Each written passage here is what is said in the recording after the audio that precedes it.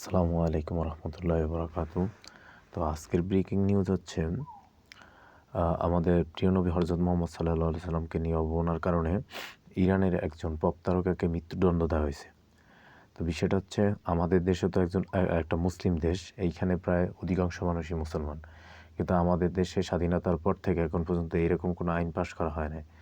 এইখানে এইখানে আ এইখানে প্রত্যেকটা সরকারের সময় দেখা যায় যে আমাদের ইসলাম, রসুল সাল্লাল্লাহু আলাইহি সাল্লাম এবং আল্লাহ তাআলাকে নিয়ে কটূক্তি অবমাননা করা হয়। কিন্তু ওইভাবে এই দেশে শাস্তি দেওয়া হয় না। যেমন গত ১৫ বছরে ছিল যে জাফর ইকবাল সার, তারপর হচ্ছে তসলিমা নাসরিন। তসলিমা নাসরিনরে তো ওই সরকারি প্রোটোকলের মাধ্যমে অন্য দেশে পালানোর জন্য সাহায্য করা হয়েছে।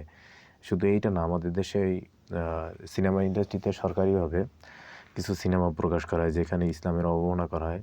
ইসলামের যে নিয়মকানুন, ফরজিয়াতগুলা মানে ফরজ ইবাদতগুলো আছে ওগুলার অবমাননা করা হয়। যেমন ধরেন পর্দা, তারপরে ধর্ম যার যার উৎসব সবার এইসব নিয়ে মানে আমাদের ধর্মে তো ধর্ম যার যার উৎসব তার এইসব নিয়ে অবমাননা করা হয় এবং সরকারিভাবে এইসব নিয়ে সিনেমা, নাটক এবং বইও প্রচার করা হয়।